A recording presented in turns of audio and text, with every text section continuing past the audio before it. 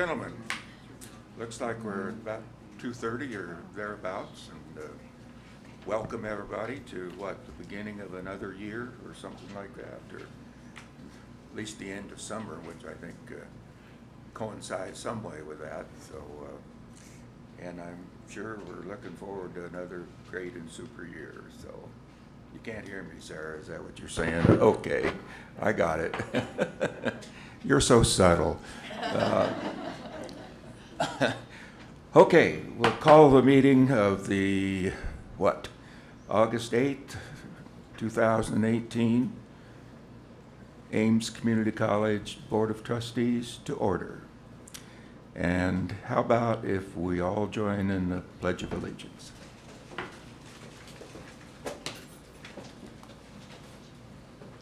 Pledge allegiance to the flag of the United States of America and to the republic for which it stands, one nation under God, indivisible, with liberty and justice for all.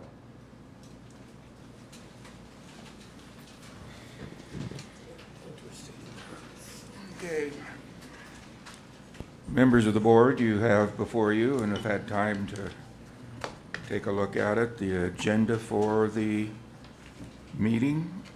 Is there any corrections, additions, subtractions?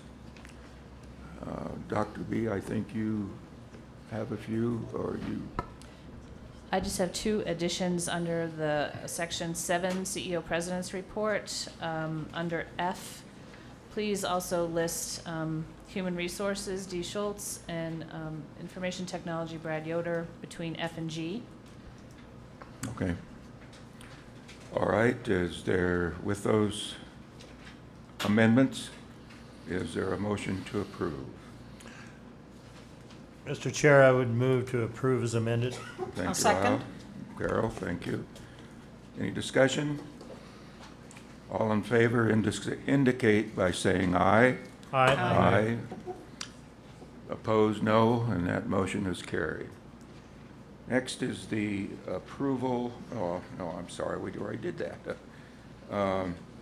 Now's the time for a comment from public or anybody who would like to address the board on any issue, and I'm getting a no back there from our chief communications person, and so I guess there's nobody that would like to speak. So moving right along, and next is the consent agenda, and once again, members, you've seen the minutes and of the 3 meetings that we've had prior to today that we haven't approved minutes for. Is there a motion to approve the consent agenda? I move we approve, okay, go ahead. I so move. Thank you, Jean. And I guess that was a second, That's a Carol. second, Good, absolutely. thank you. Any discussion? All in favor indicate by saying aye. Aye. Opposed, no. That motion is carried. Board representatives. Looks like we have Kendra Griffin. So first off, Hi, thank you for having me here today. Welcome back to the Loveland campus. I wanted to start by saying I thought the last meeting would be my last. I didn't realize that I was still serving until the new semester begins in a few days. So with that addition, I'd like to introduce you to your new board reps, and that is Francie Rortini and Brooke Elsey, if they would stand up. Francie and Brooke. Thank you. You'll meet them better soon at the next meeting. I also wanted to let you know we're using a new format and report. Thank you to marketing for helping us with that, and we'll see how it goes. And so I'll try to give just the highlights, and of course, faculty can see all their names and titles and further descriptions of their accomplishments on the FTLC website and the board minutes that will be posted. I will start by telling you about some interesting publications. I think often the names and titles and topics of some of the publications that faculty publish can sound pretty daunting and frankly boring. But here's some interesting ones. Daniel Malloy, Instructor of Humanities, published Chapter 1, How to Fail at Almost Everything and Still Be a Hero, and Chapter 10, Trust Systems or People, in the book Iron Man versus Captain America and Philosophy. They also serve Who Only Stand in Wong, Chapter 18 of Doctor Strange in Philosophy. It presents an argument that voluntary servitude is compatible with robust self-respect. I want to just point out in all seriousness that Daniel Malloy has published an awful lot of articles in the short time he's been at Ames, and I'm very impressed by that. Leslie Morrison also published another article on Eliza Haywood. She was commissioned for a critical review. And then we have many, many conferences that came through over the summer. So I'm just going to tell you a little about the conferences that were attended. The the Teaching Professor Conference in Atlanta, Georgia in June, a Nurse Educator Conference of the Rockies, several creative writing conferences, the Creative Industry Summit in May, and a workshop at the Castle Hills Arts Center in Massachusetts, where Sonia learned about how to use the ceramic 3D printer. And in particular, Mark A. Moody of Early College attended 2 sessions. He went to the 2018 annual AP Human Geography reading, and he also went to the Association of American Geographers, where he chaired and presented during a session titled Methods in Geography, Education Curricular Challenges. And I bring this up in particular because I'm also really proud of how our Early College Academy is growing and the quality of instructors we have there. Of course, there's so much that could be said along those lines. We've had a few performances and presentations. Erica Greenberg, instructor of nursing, collaborated with faculty from the University of Northern Colorado to present on the benefits of dual enrollment between ADN programs and BSN programs at the Nurse Educator Conference of the Rockies. And we have some community involvement that I'd like to point out. Sandra Myers, part-time physical education instructor, has been hosting Greeley Yoga Greeley in the Park bi-weekly in Glenmere Park. And not surprisingly, Cerisa Reynolds, chair of the FTLC and assistant professor of anthropology, was the keynote speaker this June at the Colorado Archaeological Society Denver chapter's June meeting. Her presentation took place at the Denver Museum of Nature and Science and was entitled Sedentism, Drought, and Basket Maker 2 Faunal Patterns. So I'm proud of our faculty getting out in the community. I appreciate your time, and I think this really is my last time with you for a while. So thank you for your patience. Okay, thank you very much, and we're proud of our faculty too. So, and next on staff associate, we have a substitute. Is that right, or is that wrong? Yes, that's correct. Yeah. Okay. I'm sorry. Hi. So yes, I am Lauren Hartwick, and I am the Loveland campus representative for ASA. Just joined about 2 weeks ago, so pretty new. But wanted to share a few things so far. I know we had our planning meeting about 2 weeks ago for the next year. So we have a lot of exciting things coming up, but wanted to share a few things that we've done already this year. We've had the College for Kids, as you know, in June that went really well, and we were able to award 4 students scholarships to that. So that was really special for them and exciting. And then we also had our ice cream social last month with over 120 staff members participating in that throughout all the campuses. So that was great. And then I also wanted to touch on a ripple and recognition that we have received so far this year. And that is so it was Michelle Warheim that was nominated in IT. And Jeff Smith nominated her, and I just wanted to say a few words about that. Jeff said that he has received multiple great comments about Michelle and her work in IT. She was very, very helpful explaining the balance between what we might want and what can be done, and she greatly cares about the college and her team. And I thought that was very special because I have only been with Ames for about 5 months, and I've noticed that is a huge trend just in our staff, especially just people who truly care about Ames and their team, and that's something that also motivated me to join ASA. So again, thank you for being here, and I'll hand it over to student government. Well, thank you very much. For a newcomer, you sound like a pro. So, okay. Next is the Student Government Association.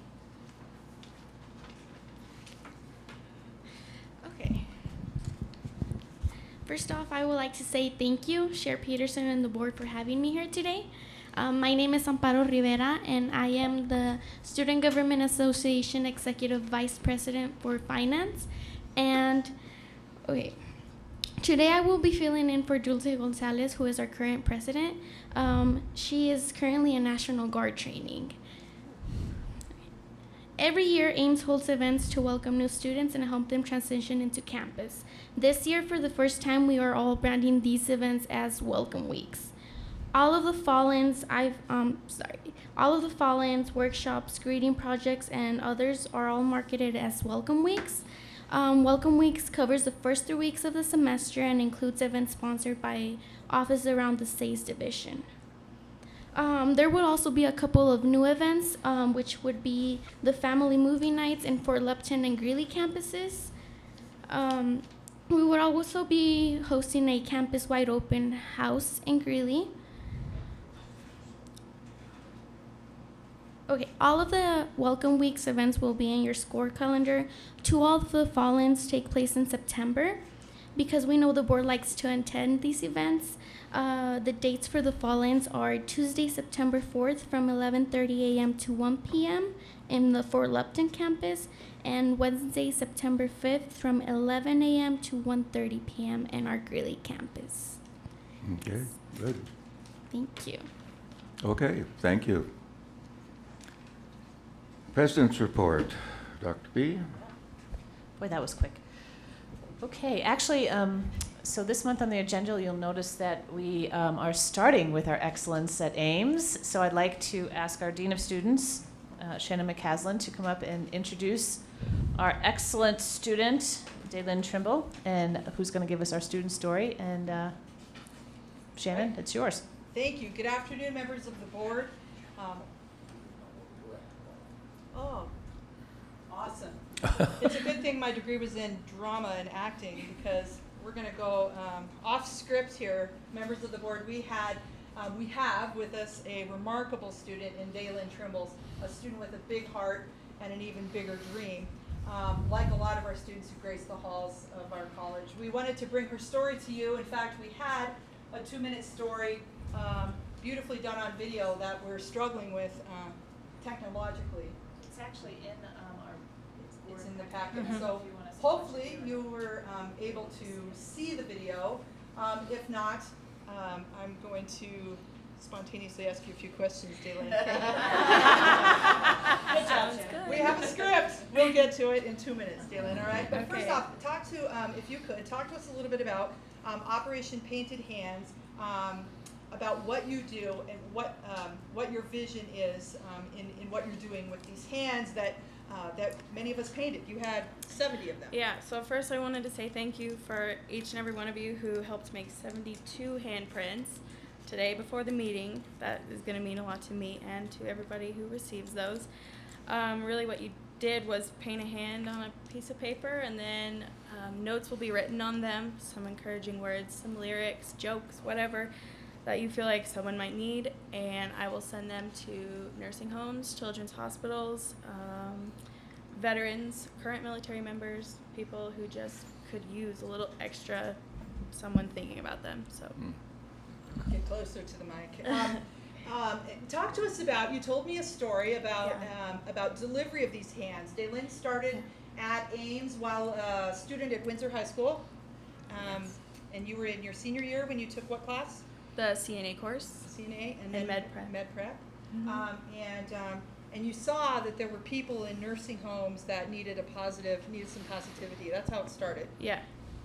A lot of the people that I was in contact with when I did my clinicals, they had no family come to visit them or nothing like that, and it just made me sad to know that they're still humans, they're still around. Like, we need to give them some love too. So Absolutely. So, and then you expanded your vision and your dream for this idea into hospitals. And on the video, if you were able to see it, it actually speaks only for a short time about Daylin having cerebral palsy.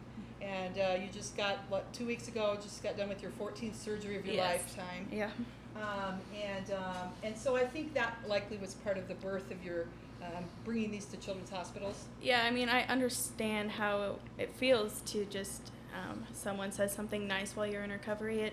It's a big deal. It means a lot more than most people would think. So.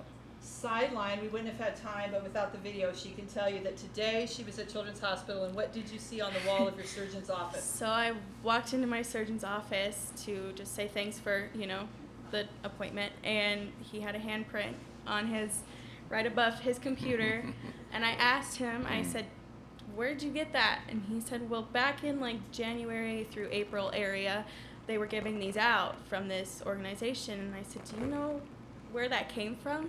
And he says, no, and I said, that's me. I did that. I started that anyway, I don't know. And then I asked to see the card, and I looked at it, and that was, in fact, my handwriting, which, so it couldn't have been.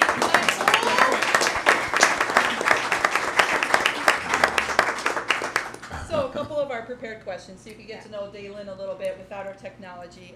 Can you talk to us about your path? What you talked about is how you came from Windsor High School and you did the CNA course while you were a senior. What do you want to be? You're growing up, but when you grow up, what do you want to be, Dalen? Why is that the question everybody asks me? No, I really do know. I've known since I was a child that I wanted to go in medical field, doing whatever, just so I could give back in the ways people had given to me. But Ames really helped me springboard my desire to be a pediatric occupational therapist. So, and I can, say thanks to the CNA program and med prep and stuff for that too, because I took that course as a senior in high school and I continued at Ames after I graduated in 2017. And our Scholarships Foundation and Financial Aid Office would be happy to know that just this week you learned you have what? I will receive the Chemistry Foundation, the Dante Harris Chemistry Foundation Scholarship. Yay! Okay, so two more questions. You have this career goal that you've told us about. You're going to transfer probably to UNC, CSU for a master's. Yeah. And you have this goal through Operation Painted Hands. How are you bringing those together on campus? Well, as you would have seen in the video, or if you watch it any other way, you can tell that I found my passion doing the Operation Painted Hands, and I wanted to further that and start a club at Ames to, keep it going, and we're working on it. I also have a partnership with veterans clubs right now, so actually, thanks to you guys, 72 plus people who are veterans that walk through Ames doors as new students will get a handprint that you guys made. So, yay, that'll be great. Yeah. Veteran orientation. All right, so last thoughts. I know you're a couple messages you wanted to leave with us. yes. So I just wanted to thank the college for being the birthplace of really me finding out what I wanted to do and who I wanted to be. I watched a lot of students who without Ames couldn't have gone where they've gone. Also, like I said, I wanted to give back in ways people had given to me with the recent surgery that I had. Every single person I talked to, every single person who was my teacher or my classmate helped make sure I could succeed while also recovering in the summer semester. So I appreciate that. A big thing I wanted to tell you was we never know what another human being needs in a given moment, but just to try to lift them up and help them is really just could be enough of what we can do. So on behalf of OPH, Operation Painted Hands, and myself, I wanted to remind you that you are loved, you are worthy, you are capable, you are you, and that's the greatest gift in the world. Thank you.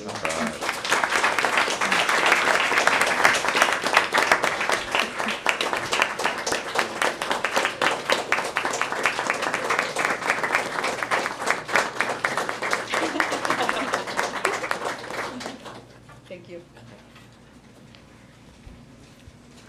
Well, if that doesn't bring a tear to your eye, then That was what? special. That is excellence at Ames. That is excellence Excellence at at Ames. Ames. So what we at the cabinet, I know we have tissues going out over here. What the cabinet had talked about is trying this year for our excellence at Ames, alternating between a current student, which Daylin was and an alum. So hopefully next month, I think, is Haley here? Haley's here. So next month we'll have an alum to hear from at Excellence at Ames? Yes. Okay. So we're going to alternate back and forth, so that will be our Excellence at Ames, which is also wonderful because it helps us stay focused at why we're all here. So this is good. So, Daylin, thank you so much. If you're still here, I don't know if you walked out. Okay. Next, under the President's Report B, you'll see that there is a special presentation, and I will tell you there have been a couple of trustees who've said, what is this, and I said, it's a teaser, I'm not telling you. So, Eric, Hey, this is I'm totally a so- surprise. I'm so excited. Oh, Totally a I'm surprise, so I didn't tell him. excited. I appreciate that, and this is a very tough act to follow there with that previous presentation. So you can go ahead and start doing it. So again, this Start is doing it. nothing. This is something small, obviously, that I can do for each of you just because of my previous connections. And normally, I don't like reading. I like presenting and talking to you, but I wanted to get this one right. So if you don't mind, as Dr. Kish is kindly passing these things out, I'll go ahead and read a note from me and really from everyone within aviation, including its students. So, Dr. Bornstein and trustees, I appreciate the opportunity and time to express some thoughts and gratitude on behalf of the aviation department, its staff, faculty, flight instructors, and students. While we fully understand that your recent decision to move Ames flight operations to Noco Regional Airport was based on what is best for the students, we appreciate the courage and trust it took to make such a decision. I've experienced firsthand the turbulence that this relocation has created within the Greeley-Weld County community, and I know each of you have piloted your way graciously through that same turbulence, and we all thank you. Your decision will allow the aviation department to grow and become one of the finest aviation associate degree programs in the entire country. Ultimately, to become that first choice and recognized leader in aviation education, which coincides precisely with Ames' vision. Recently, we have invited each of you on a flight in one of the Ames new Piper Archer aircraft. I know that some of you have already completed that flight. Specifically, there you go. Wonderful. Our hope is that this flight will provide each of you with some insight into what our students experience and how these technologically advanced aircraft really benefit our students. Not to mention that flying around our wonderful community is not a bad way to spend an hour. For those of you who have not contacted me regarding a flight yet, please do so at your earliest convenience and we'll get you airborne. Trust me, you will really, really enjoy the experience. And it's very easy to set up, so don't worry about that. Give us the date and time and we'll make it happen for you. Something to keep in mind when you're scheduling with me, morning is a little bit better, afternoon is a little more bumpy. As Trustee Peterson will find that out. So, it was a little bit bumpy. Not too bad, but a little bit bumpy. So the morning is typically a little smoother for you. As an expression of the aviation department's gratitude, I have provided each of you with 2 Blue Angel lithographs. As you may or may not know, I was fortunate enough to be a pilot with the Blue Angels from 2002 to 2004. The saying, once a Blue Angel, always a Blue Angel, holds true, and the Blues still provide us alumni with some personalized items such as these. I'll leave you with a quote that I heard from a colleague while I was serving as a pilot in the Marine Corps, and it reads like this: "If serving is below you, leadership is beyond you. Although my military service is past, your great leadership has given all of us the opportunity to best serve the aviation students and grow the aviation program here at Ames. So for that, on behalf of the aviation department and its students, we all thank you." Thank you.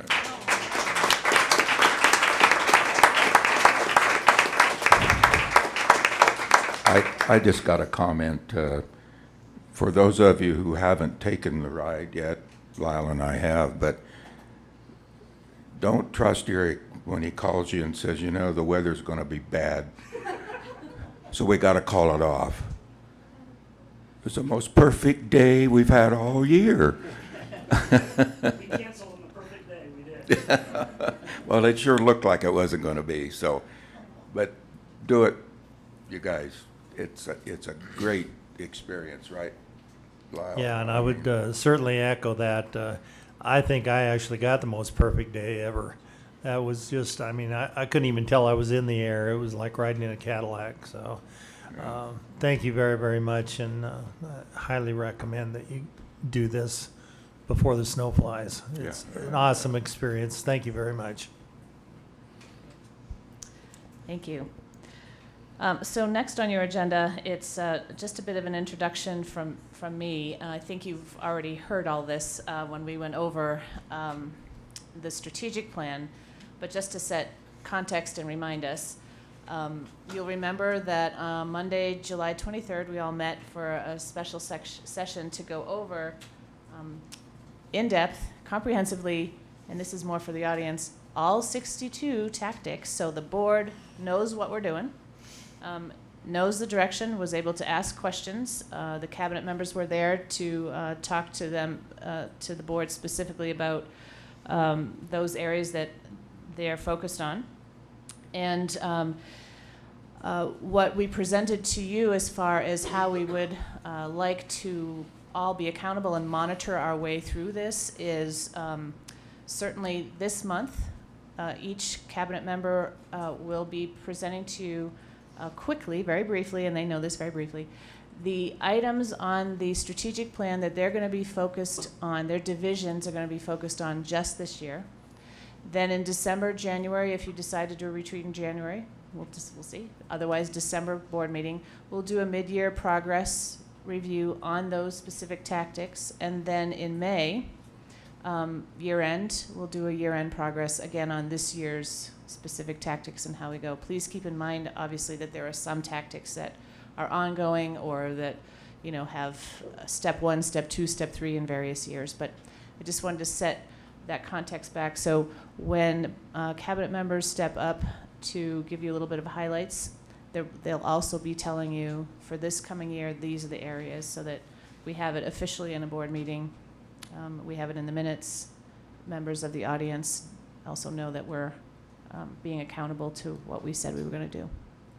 So that's my little introduction. And I think... And you won't believe it, but we went over the whole thing in 2 hours. Yes. Fantastic. Only took 2 hours. So with that being said, Dr. Kish, would you like to start?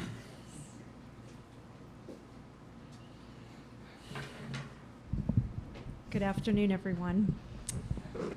I've talked about this before, but after our student presentation today and our aviation special presentation, we're in the business of changing people's lives, and we see that firsthand in some of these presentations. I don't know about you, but I was pretty teary-eyed over there. Sarah's handing me Kleenexes, and it's just a reminder for us and everyone in the audience why it is so important, the work that we do at AIMS. So with that, Academic Affairs is going to be quite busy with the strategic plan. So let me do a short listing. It's about half of them, it's 4 pages, so I apologize in advance. I will say the line and then the item and tell you just briefly what it is we're going to be working on this year. So line 4, expand CTE partners. We're going to assess our growth opportunities this year with our various CTE partners and funding models. Line 5, we're going to be working on reducing barriers to learning resources. We'll be creating an open education resources task force, tracking the number of courses using open educational resources, and also working on elevating our learning common hours and tracking our students who use library resources. I did want to point out that our AAA class 109 has already moved to open educational resources, saving students this fall almost $12,000. If you'll recall, we had one class, college algebra, last semester or spring semester, and it was $5,000. So we've already doubled in our savings for students. Line 6, we're expanding our alternative course and service delivery options, and we'll be continuing with our night and weekend task force. Line 7, we'll be implementing with SACE the DevEd task force recommendations, which are well on their way, and our numbers that we had prepped all of you on are holding true, but very strong, so we're excited about that. Line 8, we'll be working on increasing degree attainment by adult learners. Part of this work is establishing our prior learning assessment rules and procedures. Line 10, we'll be researching, developing, and implementing 12+12+6 initiative with the SACE division to support students completing 30 credits per year. We know you complete 30 credits, you get to 60 the second year, and then you graduate, so that is the goal. Line 11, we'll be designing and implementing guided pathway programs, so we'll be beginning that process.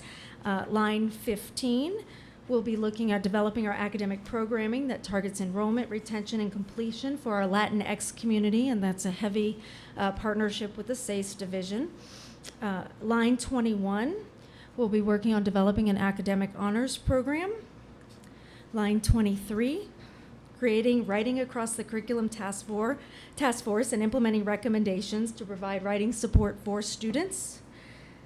Line 31, we'll be establishing our reporting cycle for our programmatic and common learning outcome assessment. Line 33, we'll be ensuring our credit to clock hour compliance, which is one of our HLC monitoring reports. Line 35, we'll be developing operation manuals for our select major processes, and this is year 1 of a 5-year project. Line 36, we'll be identifying our different business process reviews that are more efficient and accessible, primarily with our classroom optimization project. So that's utilizing our classroom space when it's not already being utilized. And then line 39, onboarding and offboarding program. We're almost finished with our faculty handbook that we are updating from 1989. Line 40, we are continuing to expand our professional development opportunities, particularly for our faculty with professional development tracks in our FTLC. And line 45, determining our standard operating procedures for the evaluation and training of our concurrent enrollment faculty, which again is another one of our monitoring reports for HLC. We're going to be starting the work on line 54 for creating our academic programming plan, and you'll see more of that today, even later on in your action items. Line 55, we're going to be working to continue to increase our non-credit offerings that complement our existing programs. Line 56, we're going to be re-envisioning some of the emphasis of our satellite locations in conjunction with our satellite locations on what programs make sense. Loveland is up as the primary location that we're going to be looking at. Line 59, we are also beginning to evaluate our clinical site partners and how we can increase those. And we will be assisting the other vice presidents as appropriate and planning for the following year. So we have a lot to do in academic affairs and very excited about the work. Are there any questions on that? On the increase in clinical sites, I think I had asked this before, when the new UHC hospital opens, how long before we can use that for clinical sites? So that's a bit in the details, so I'd like to ask Dean Rand Okay. to help me answer that question, if you don't Okay. mind. Dean Rand, if you please come forward.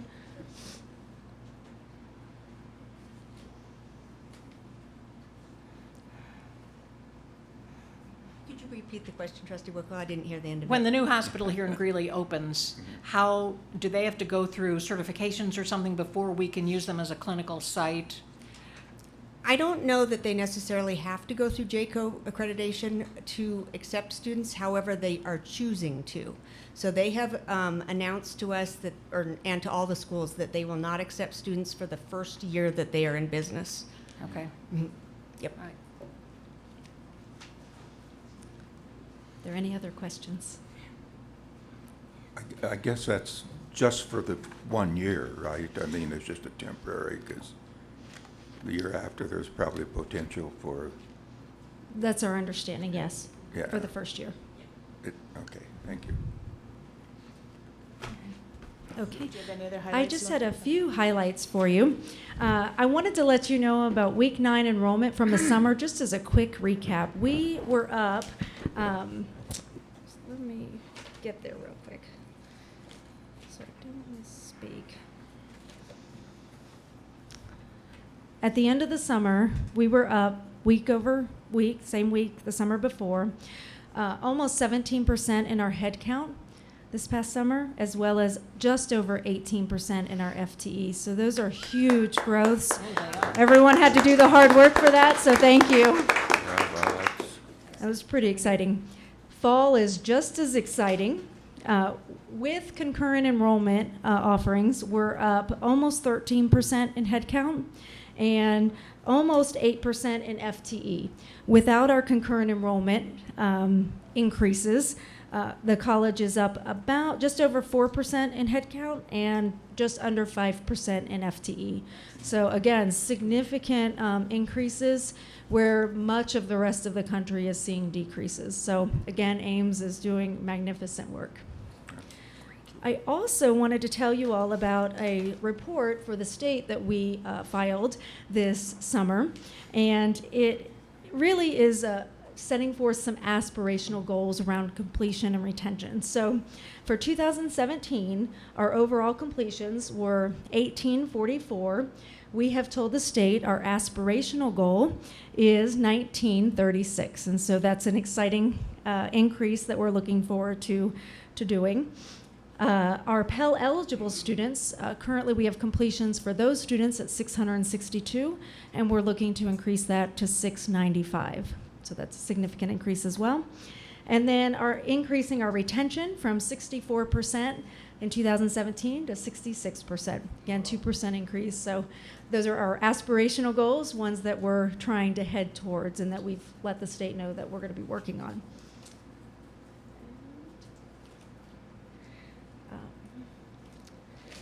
One last update.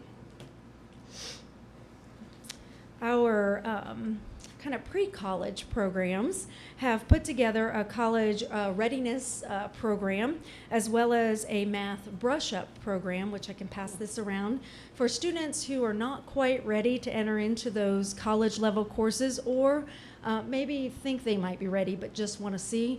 So these courses will support those students and the DevEd changes the developmental education changes that we have discussed extensively. So we're pretty excited about these programs. It's been a bit of a slow start getting folks here, although we expect to see more of it as this becomes more the norm. So I'll pass this around and open it up to any questions from the board. I just have a comment.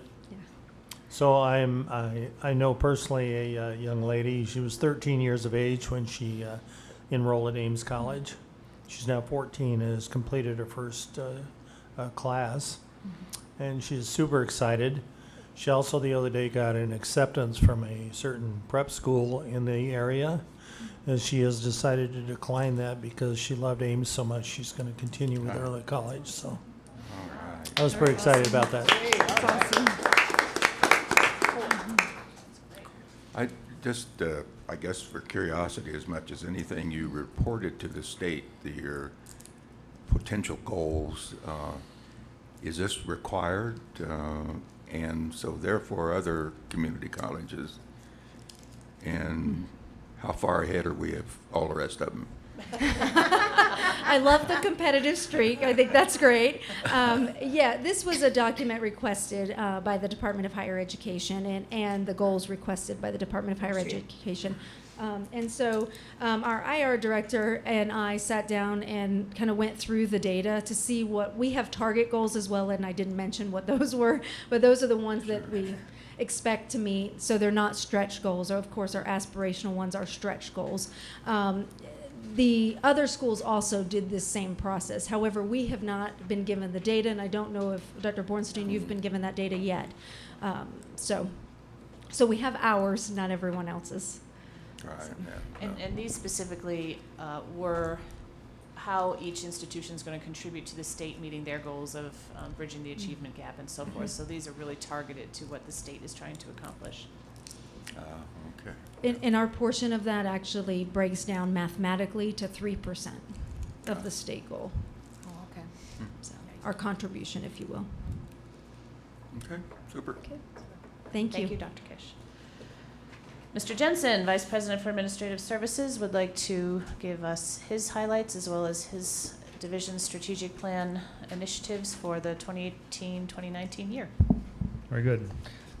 Mr. Chairman, members of the board, I'll quickly go over the strategic plan tactics that the Administrative Services Division will be focusing on in fiscal year 19.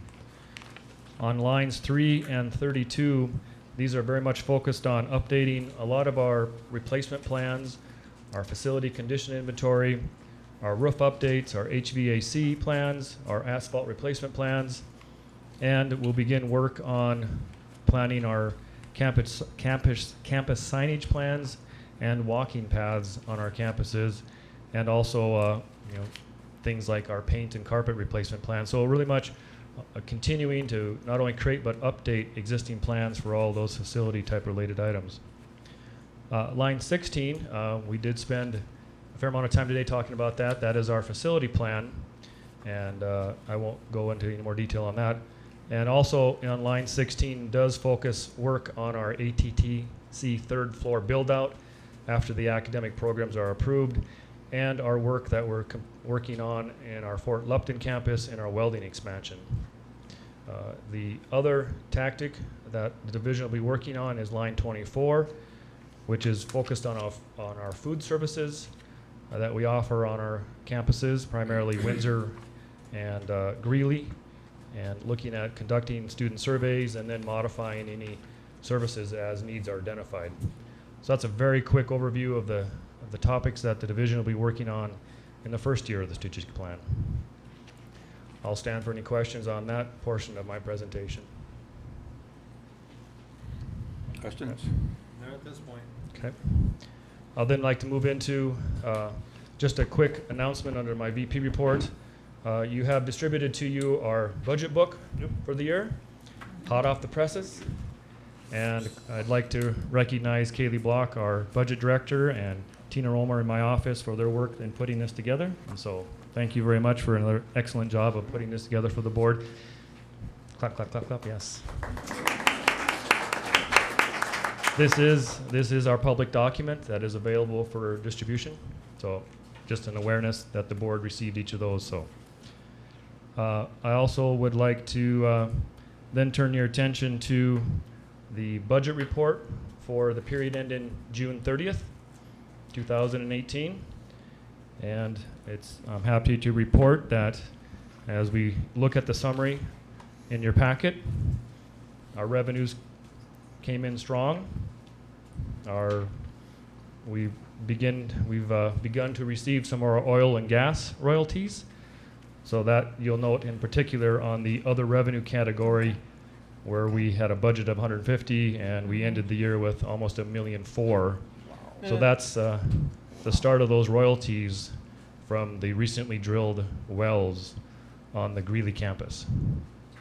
So as of today, we've received almost $2 million in that endeavor. So stay tuned for that. That's way above what was projected, isn't it? Yeah. I didn't project anything. I mean, No, but I think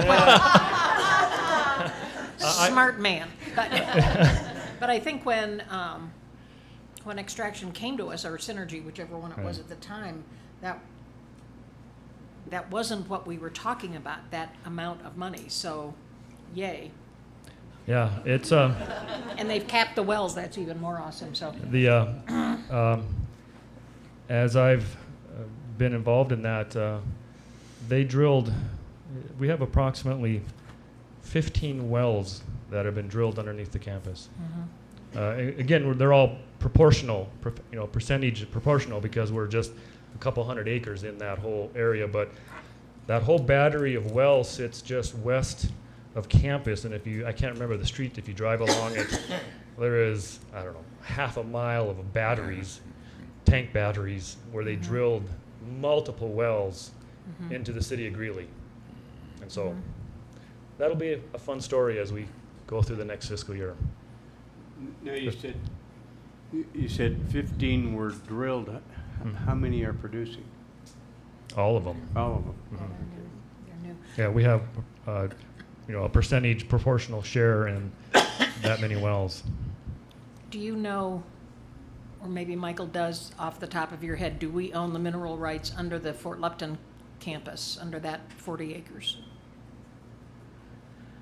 We do not? We Oh, do not. too bad, Yeah. because they're drilling Yeah. all around the city. Oh, And that's our understanding, that we do not own the mineral rights under the Berthoud property either. okay.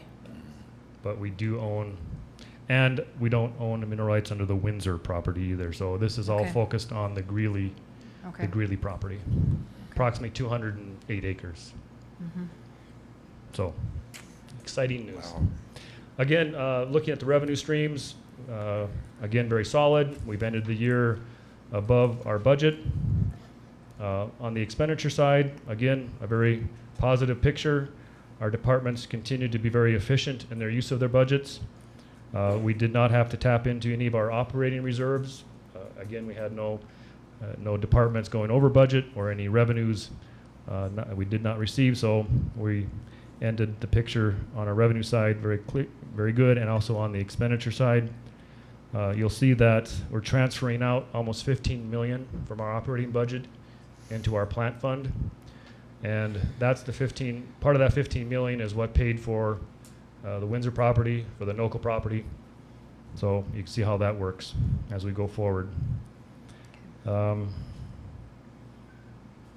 think I'll stop there. That, again, very positive picture. We've ended the year very strong. And again, we're projecting a very strong fiscal year for fiscal year 19. So I'll stand any questions to the board on our budget report. Good job. Other than Great job. I did it all. I No, You didn't we're very even have to fortunate cook on the campus. books, huh? I cooked the books. No, our enrollments continue to be strong. And again, that's very exciting as we hear from Dr. Kish. As we look to the next fiscal year, again, our enrollments are strong. Our revenues will be strong in that picture too. The only other last comment I wanted to make, and I think I had mentioned a little bit about that in the work session, that our Greeley campus entrance project is progressing along. And as Mike said, we'll have asphalt by next Tuesday, or it'll be open by next Tuesday. There we go. Just wanted to get that on the record, Mike. That's Yeah, thanks a lot.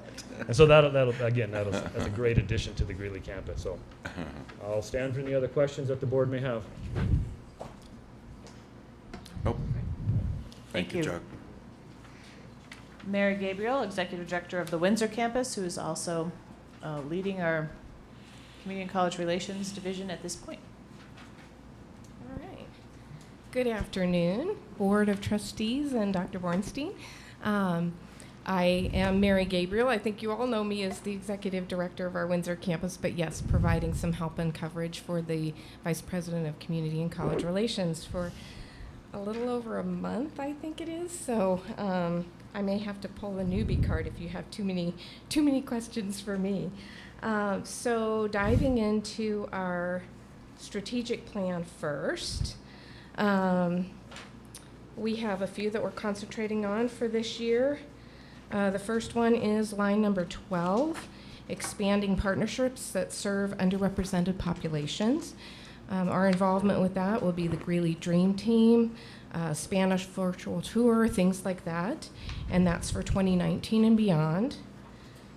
We also have line 50, which is technology for information sharing, and we will be focusing on outdoor signage, the Ames cable TV project, the intranet redesign, that type of thing, and that's for 2018 and beyond.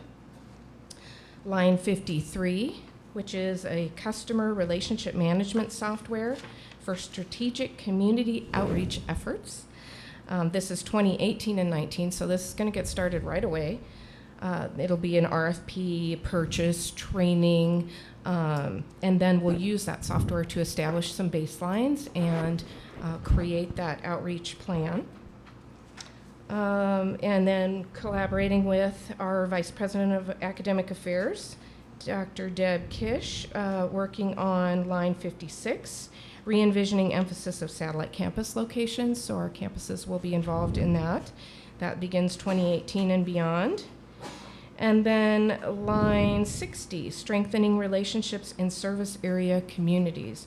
This is an exciting one. We'll be establishing a speakers bureau, an outreach plan, more community events on our Ames campuses, that type of thing. And that one will be 2018-19. So fun items to get started on. Then, of course, we're a support department, and so we will be helping out with some other areas and other initiatives that are going on the campus, marketing and whatnot. So we'll just have our hands in all kinds of things. Any questions on our strategic plan initiatives? All right. So first off, just a few other highlights. I'd like to thank Heather and her team, the Loveland campus team, for hosting us today. They always do such a great job. It's fun to network here. I love it. So CCR has been going through just a lot of change and a lot of activity. We've been working really hard over the summer. Lots of events that I've seen several of you at. So the car show, the alumni social at the Stampede, those were some of our highlights from July. We're gearing up for some additional fun events, so I think all of you may have received or will receive these cards for the Gig on the Green. Well, I should start with the Family Day. So this includes both faculty, staff, and their families. Family Fun Day, Saturday, October 25th. That starts at 3 and goes to 5:30. And then immediately following is the Gig on the Green concert, starting at about 6 o'clock. So that's on the Greeley campus. We'd love it if you could attend, and you should see a lot of Ames folks there and their families, so that should be fun. You do have your statistics in your packet. Looks like this. This closes out our 17-18 year, and you'll see we met some of our goals. Some of our goals we did not meet. This is the first year that we've gone for this type of format and laid out these particular goals, so we'll be refining that in the coming months. And I would also, we're going to be thinking about how we might better represent the entire department and the various facets of it. We've got a tremendous creative team, and so we are going to be looking at how we might be able to pull in some statistics in a bit of a different way than what you're used to seeing. And it may not be on a monthly basis. This may be something that would wind up quarterly, but we'll keep you in the loop definitely, and hopefully we can find a creative way of grabbing your interest and letting you know what we're up to. Let's see. Oh, I did want to let you know, on the governmental side, an RFP went out for our new lobbying team, and I am very pleased to announce and congratulate that Salazar and Associates won the bid. That was effective August 1st. And I would like to publicly thank the Aponte Group for their excellent work with Ames over the years. And then last, I know all of you know that Laura Cole will be leaving us. She is picking up her family and moving on to Florida. So we're definitely grateful for all of her efforts and the work she's put in and the changes that she's been able to implement, all of her talent and contributions to Ames over the last few years. So I just want to recognize Laura.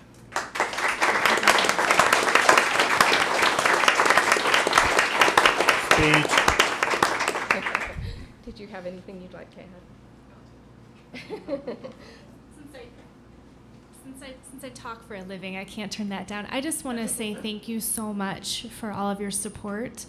I respond well to words of affirmation, and so I can't thank the board's support enough, and of course all the Ames family, all the great work that we've done. It was really a team effort, and I've really cherished my time here, and I'm blessed and honored to have been a part of this. So thank you so much. Thank you. I informed Laura earlier that her leaving is against the law. Now, it isn't yet, but I'm going to go to the legislature and get a bill passed to make sure she stays here. So maybe too late, though. Big shoes to fill. Good luck to you, Laura. Wonderful. All right. Any questions for me? I just have one, Mary, just to sort of jumps out at me, I guess, on the sort of the statistical report, I guess it is. Scholarship applications is 0. Right. So actually, this is still being compiled, if you will, at the point when this actually went to press. So we did not have all that information in at that point in time. And I don't have that exact number. I apologize for that, and I could definitely get you that. Okay. Well, that just seemed like, boy, that's not very many when you're looking for. We definitely have 494 scholarship. is the goal, but so. Yes. A suggestion maybe would be that, that something like that, a note could be made that it is Right. incomplete, or Right. you don't have all of the. Absolutely. information, right? Just a suggestion, I guess. but- Absolutely, and that's a great suggestion, and that's part of why we wanted to change this Right, form. yes. There's not a lot of room in here for some descriptions, so absolutely. Duly Mhm. noted, we will definitely take that into consideration. Yeah, right. Good. Yeah. Thank you. Yeah, Mary, I think you just recently completed an emergency vehicle maintenance conference out at Ames at the Windsor campus, did you not? We did. Do you have any figures yet on the success of that, the attendance? I do not. Okay. I can get those for you. Oh, I'm just curious. I happened to stop at the Windsor campus to show it to a friend while that was going on, and it was just crawling with people. People in fire trucks were all over the place. Yes. It was just amazing, Yeah.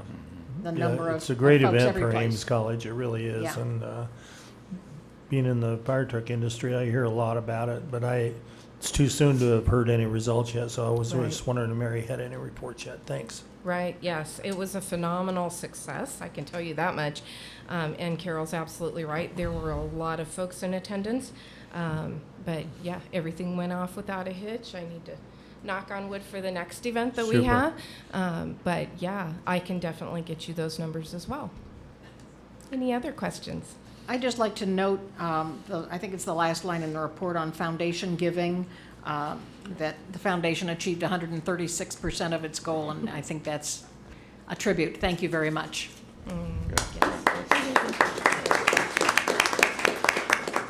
Kelly, would you like to come up and give just one liner on the amazing gift that we received?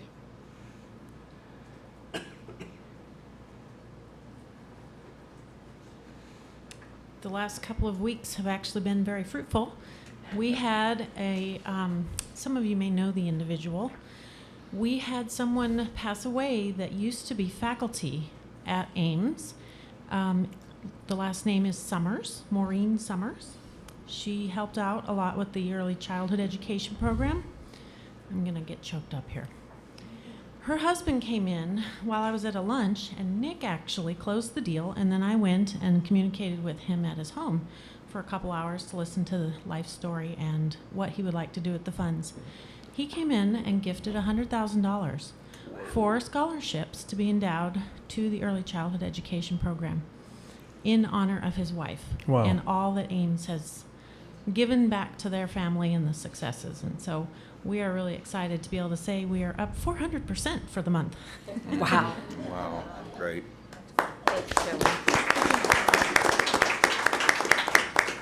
All right, thank you for indulging me. Any other questions?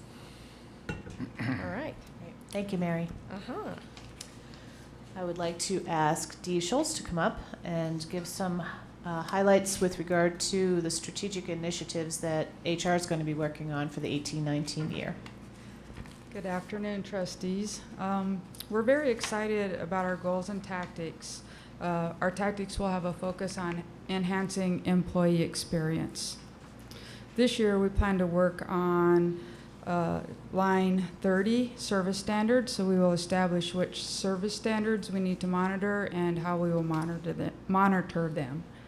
We also will work on line 34, our policies and procedures, and line 35, our standard operating procedures and manuals. Under Objective 2, Talent Development, Tactic 38, line 38, the Employment Life Cycle Dashboard, we will focus on research this year. And then under that line, we also are working on employee engagement, which is a component of this tactic. We conducted our first survey this last fiscal year, and we'll conduct a second survey this year, which will provide us with the data needed to confirm our focus areas. For instance, this last survey data showed that we needed to provide additional support for our new employees, which ties into our next tactic on line 39. So onboarding and offboarding programs. This year's focus will be the onboarding program for new full-time employees. Line 39, expand professional development opportunities. This year our goal is to enhance our training on-demand program so that we can establish training tracks for divisions, departments, and specific positions. Line 41, we will utilize an electronic performance management tool this year, We have actually implemented the tool for college-wide use for full-time staff effective July 1st. And by June 2019, we will have utilized the tool for an entire performance management cycle for full-time staff and faculty. Line 46, compensation and benefits review. This year, we will complete the compensation market analysis and provide recommendations. This analysis will include establishing our peer institution and the institution's compensation philosophy for staff and administrator positions. Under Objective 2, Technology, line 51, we will implement a HAZMAT program software that will be utilized college-wide. Those are our tactics for this year. Do you have any questions for me? Thank Great. you. Thank you, Dee. Brad Yoder, our Chief Information Officer, Chief Technology Officer, Chief Officer, Somebody. Chief of something. Good afternoon, trustees. All right, here we go. If I can direct your attention to line 47, I'm going to just highlight a few activities that were already started prior to the completion of the strategic plan. So what I'm going to report out on is things that we've now marked as complete. So in line 47, activity 3, infrastructure lifecycle plan, that's been completed.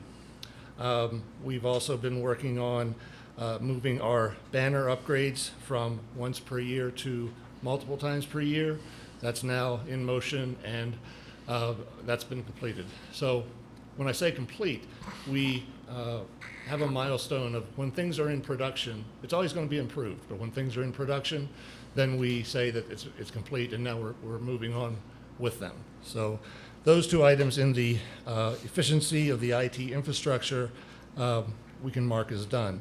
Anything in the completion date column that says fall 2019 or earlier, we're going to be working on those. So I won't really highlight the things. We're going to be working on all of those that say prior to 2019 or 2019. Moving on to line 48, efficiencies in IT operations. Two items there. Item number 3, remote management capabilities, and item number 4, change management procedures are in production. So we're working with those now, and we're happy to be doing those. Moving on to item 49, one that is not complete, but we're actively working on with the CIS program, is the development of a space in which a physical space. I remember talking about this when we were going over the plan, but a physical space that isolates that program from the rest of the college so that cybersecurity and things like malware and those kind of things can be tested in a safe environment. We're working on the infrastructure needed for that, and hopefully we're going to have that done fairly shortly. Moving on to line 52, improvements in security, 2 items there that have been completed. We've expanded employee security training, and everybody here has probably gotten those phishing emails. We know, thank you.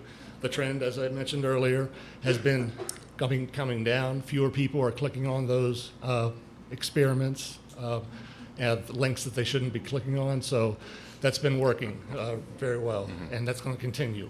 But that is in production. And then we also have line number 6, activity number 6, patching strategy. We have that documented, and we follow that on a regular basis now, and that's our a path forward with that.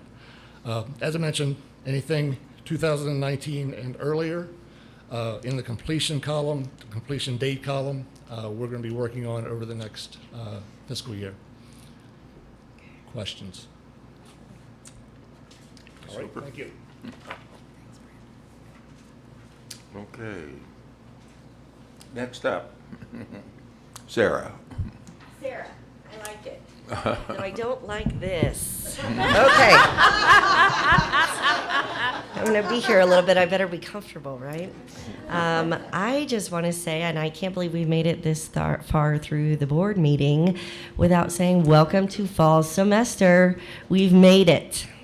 This is a really exciting time of year, and I know our faculty are pumping up, and everybody believes that fall semester starts on the 20th.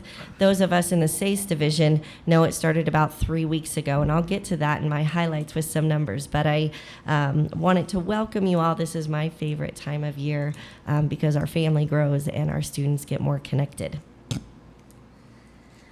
Starting with the strategic objectives that we will be working on in the SACE division for this year, I'll start with line 1 under the access objective is to implement and launch a You Belong initiative for a more holistic onboarding of students.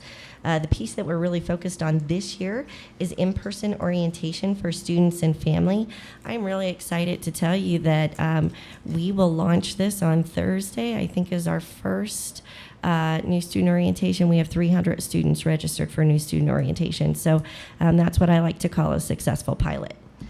That was a joke. You can laugh. Line number 7, also under the Access Initiative, is develop and implement educational task force recommendations. This is in partnership with Academic Affairs and Dr. Kish.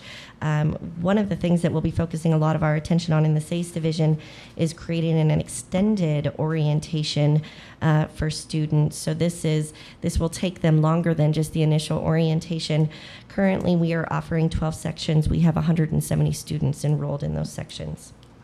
Under the completion initiative, our objective, line 9, we have research and design intentional registration initiatives to provide a stronger outreach. Here we're focusing on priority registration for at-risk groups. I shared with you last spring, these are really focused on our veteran students and students who are receiving disability access services, as well as working on a comprehensive communication plan for registration. So we'll be working on those this year. Line 10, also under completion, is a 12 plus 12 plus 6 initiative. That's again in partnership with Academic Affairs and Dr. Kish. We talked a little bit about when we started that pilot. We actually started that pilot this last registration cycle in spring. So when Dr. Kish talks about us being up in the summer, I would like to think that some of this is in relationship to the work we've been doing with students, really encouraging them to take more credit hours over the summer. Line 11, also under completion, is to design and implement guided pathways. Again, Dr. Kish mentioned this. Dr. Kish and I are partnering, and our teams are partnering in a really exciting way over the next year, and we'll really start looking at that program review and building those pathways this year. Line 15, under diverse populations, the tactic is to develop academic programming that targets enrollment, retention, and completion for our Latinx community. This is really a partnership between 3 of our divisions, CCR, Academic Affairs, and SACE. And SACE is actually new to this group. I'm very excited to announce that on August 20th, the Aardvark Pathways program will come join us in the SACE division to really help focus on our Latinx students and their retention at Ames. So I'm really excited about that. Line 13, under diverse populations, this is establish a Center for Diversity and Inclusion. For short, we call this the CDI. I'm excited about everything on this plan. This is one that I'm truly excited about. We have been working over the summer to identify a physical space and really see what kind of services these students should offer. We're shooting for a mid-October opening, so I will keep you in the loop so that you can join us for an open house as we establish the first ever Cultural Inclusion Center for Ames. Line 14, diverse populations. This is really where we're trying to explore how do we focus on making a more accepting space for diverse populations campus-wide. I have the opportunity to oversee the Inclusiveness Council this year. That also moved under the SACE division, and we're doing a lot of work to really reboot that and understand how can we work to best serve the campus community. Line 19, under retention, we'll be researching and developing a 4-part Funding Your Future initiative. This is coming really out of Dr. Gray's area in financial aid. We'll be partnering with our folks in the finance office and really figuring out how can we create some pretty significant persistence scholarships for students who are in their second year as a way to keep them on campus. Line 34, under policies and procedures, we, like everyone else across campus, like what you all just did, will be focusing on really making sure that our policies and procedures are up to date. Line 35 will also be selecting those major standard operating procedures. So we'll be selecting groups of those to focus on. We'll select, some for each of the 5 years. Line 37, under policies and procedures, will implement the full implementation of the CAS assessment standards. We've just completed the CAS mini assessment, so we're looking forward to reviewing those recommendations that came out of that initial process. Are there any questions about the work that will be focused on this year? Sounds great. Awesome. Sounds great. I'm excited. So let me share with you a couple of highlights. The first highlight I'd like to share with you is about 2.5 years ago. This isn't a highlight, this is old news. About 2.5 years ago, Ames went through a realignment process as a way to take our functional units and bring them together to enhance effectiveness and efficiency. At that time, the Student Affairs Division made some minor tweaks, but I think maybe missed an opportunity to fully realign ourselves and get with and kind of follow what the rest of the institution is doing. So this last July 1st, we went through our own realignment process. I'll just highlight some of those big pieces for you. What we're going to see in the academic advising world under Assistant Vice President Klingsmith is a bringing together of all academic advising programs. So anything that has to do with academic advising is going to be under one vision. We also created a new center called the Transition Center, where we're partnering the first year experience with career services in the idea that we're going to create a whole pipeline under one leader to really help our students as they move through. Another significant piece that I would share with you is that our Dean of Students office grew out and expanded a little bit.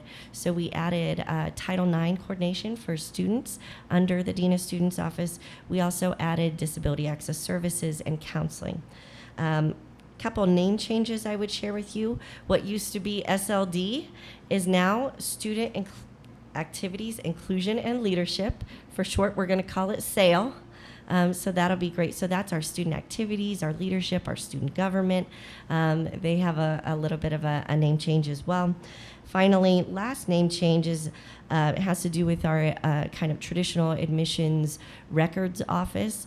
There is some confusion for students when they're trying to be admitted into Ames, what office they're supposed to go to. So through some good teamwork, we have renamed our area in the SACE division the Student Enrollment Records and Testing Office to really help students know when I'm applying, I go see Jody and her team in recruiting. And when I am getting ready to enroll, we come over to the College Center and we see folks in the SACE division. For short, we'll call it CERT. Don't have to remember that. I'll remind you. Also, real quick, enrollment activity for this week. Dr. Kish talked a little bit about the changes that we're seeing in our enrollment as a result of the DevEd changes and what we're starting to kind of feel and walk as in a new world a little bit. I will share with you over the last 5 weeks, over 900 students have been seen in academic advising. Just through walk-in, not through appointments. So to me, that's pretty exciting. What we're hearing from about 70% of those students are new students. And what Libby shared with me, or AVP Klingsmith shared with me recently as she was working and talking to students is, well, I have a chance to come to Ames now, and I didn't before because of the AccuPlaces. And so this is a great way we're seeing our population shift and really increasing our access for students. Folks who couldn't be here before can be here now. Last little note I want to share with you all, and this is a teaser, is about Fall In. Amparo did a nice job helping us understand Fall In, and I want to just give you a quick little heads up. We're changing up Fall In a little bit this year. We're testing out a new idea. And so traditionally, as you know, we've served hot dogs and hamburgers and those sorts of things. This year, we are hearing from our students they are maybe interested in trying some food trucks that have been successful in other events. And so we're going to shift our food a little bit to more food trucks. But as Eric said, and I appreciated here you are, this quote, "If serving is beneath you, then leadership is beyond you." We will still provide an opportunity for us to serve students. We'll get to serve the best part, as far as I'm concerned, and that's the dessert and the drinks. So, so with that, I would entertain any questions. Thank you, Dr. Weisskaver. Excellent. So, moving on to comments from the president. So you have in your packet meetings of note from May through July. Most of this you probably know already, but there are a couple items that I would like to highlight for you. Actually, one of them just occurred, and so it's not even on there. So, was it last week? Wow, it already seems like weeks ago. Last week, the cabinet was in Kansas City for the Alliance for Innovation and Transformation Summer Institute, and I think it's comfortable for me to say that we were all pretty brain dead after just 48 hours of that, but it was an exciting and wonderful experience for us to really take a deep dive into what is design thinking, what is business innovation modeling, and what does that mean for Ames, and what might that mean for our future. So we had some really wonderful conversations about that, and are pretty excited. What we did learn is that we learned a new process model, basically, that we can actually apply to many of the tactics that you just heard.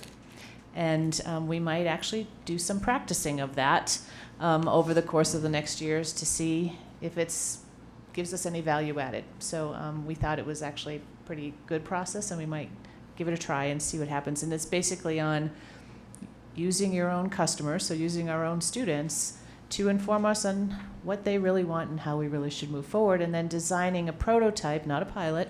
There is a difference, we learned. Designing a prototype and moving forward, doing that sort of on the side as we continue, obviously, with our normal business, but sort of prototyping something to see what value it has, what success it might have, and then you move it forward. So it was quite interesting.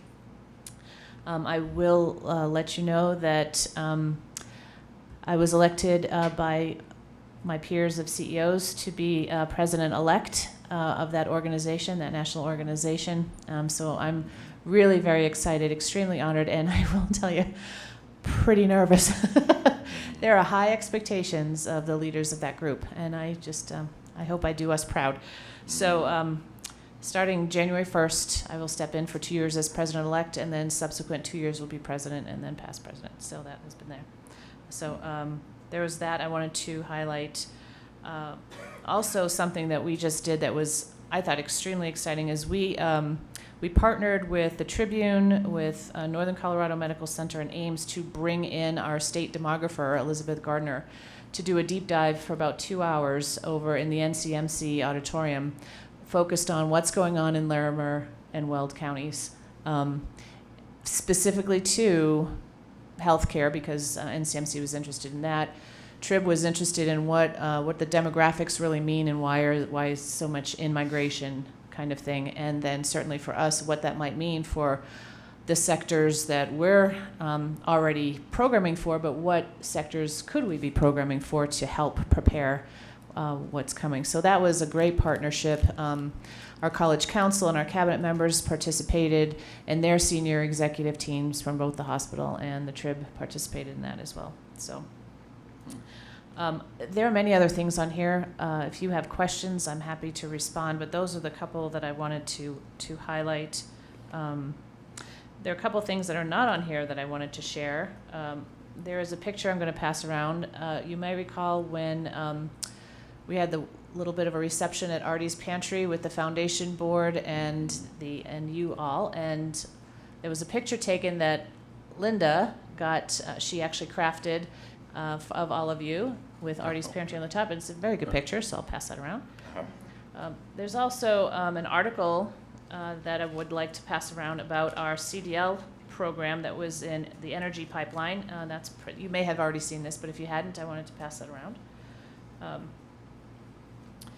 Under correspondence, and I believe there's a photo in your packet, that ACCT, the Association of Community College Trustees has given us, and I think probably other institutions, a certificate of being a member in good standing and what that actually means, standards of good practice, and that we at Ames and you as the board at Ames are following the standards of good practice. And there are about 10 or 11 of those listed here, so I'll pass it around and we will put that in a prominent location. And just in case you were wondering what else the cabinet might be doing, besides everything you've just heard, what I realized is I neglected to kind of tell you over the course of time that the cabinet does cabinet reads. So in the spring semester, we as a cabinet read this book, The Best Place to Work, which ironically is completely separate from the engagement survey and the recognition received as a best place to work. And what we've been doing over the course of the last few months is coming together as a cabinet and talking about what items in here were exciting, what are some things we might want to consider, what is Ames already doing, and those kinds of things. And we will be, we've been compiling a list and kind of taking a look to see if there's anything that we might want to consider. But we basically read separately and then come together and kind of discuss it. So this was the spring read, and that we're wrapping up now. The summer read for our Summer Institute was two books. The Business Model Innovation Factory, which was the model that we learned at the Summer Institute, and in helping with one of our tactics that you heard about, the CDI, we also read Salsa, Soul, and Spirit, which is a fantastic, fantastic book on leadership approaches from Latino, Black, and American Indian communities and the commonalities of those communities and what that might mean for us as an institution. Mm-hmm. So I can pass those around as well. And I just revealed to the cabinet what our fall read is going to be. So I'll let you know. I didn't bring that with us. We still have some wrapping up to do with the Best Place to Work book, so I don't want to scare them too much. But the next book is 15 Commitments of Conscious Leadership, and it's an outstanding book. And that will be a lot of wonderful fodder for conversation. So just wanted you to know that that's something else that Cabinet is doing. And if you're interested in following along, you can follow along with that too. A couple other things. There's many acknowledgments and recognitions. The foundation, Carol, you've already noted. Communication Public Information Team won a Silver Pick Award for the 50th anniversary event. And again, the more details are in your board packet.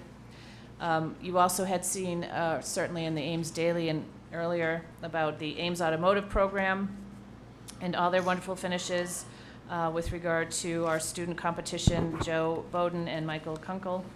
I hope I'm pronouncing that name correctly. And also, Dr. Mario Gonzalez will be presenting at the Texas Male Student Leadership Summit at the University of Texas in Austin this month, I believe.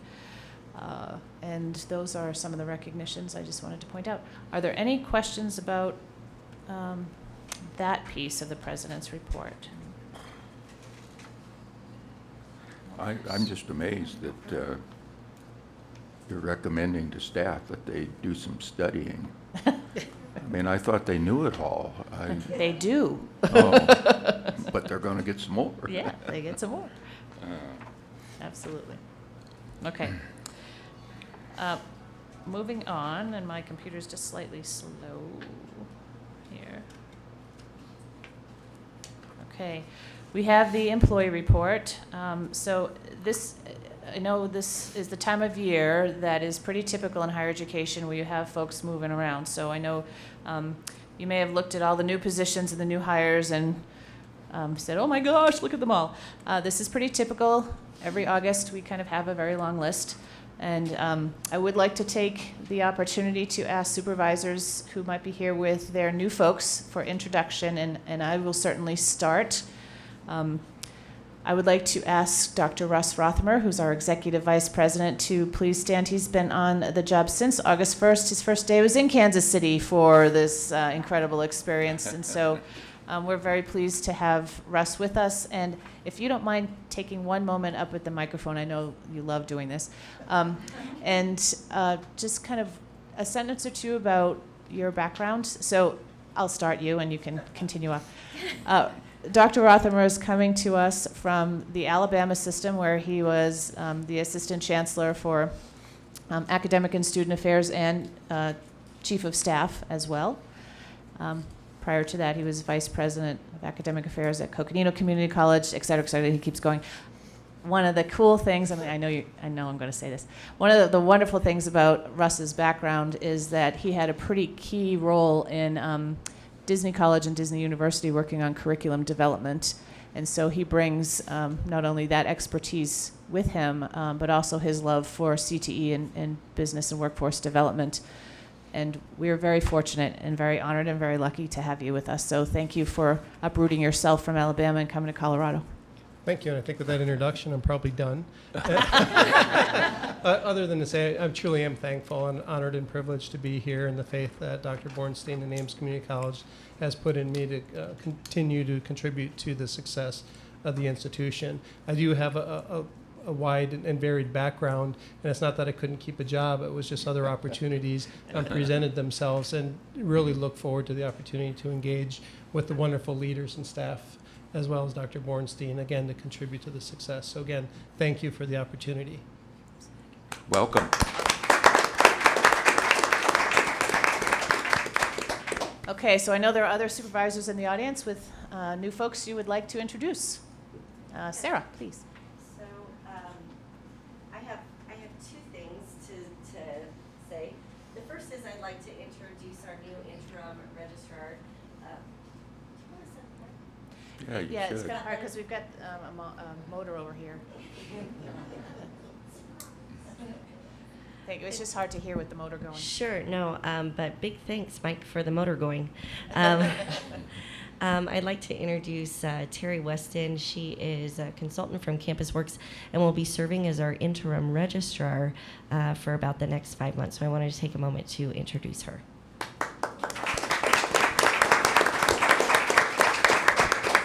We're very excited Terry's here.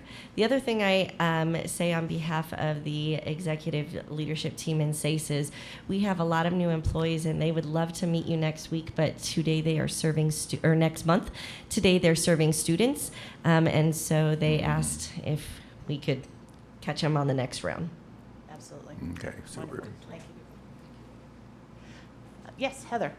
Some of you have already seen Lauren Hartwick as our ASA representative, but we never had a chance to introduce her to the board or to other staff members, but she is Loveland's new enrollment advisor, and she was started in the springtime.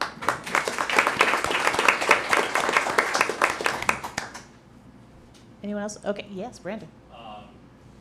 So many of you guys probably know Carol Strait, retired. She was a technician over in the ACC building on the Greeley campus. We kind of revamped her position and came up with a new desktop engineer who's going to be supporting us on the back end and helping us get our computers configured properly and stuff like that. So John Hanna, stand up.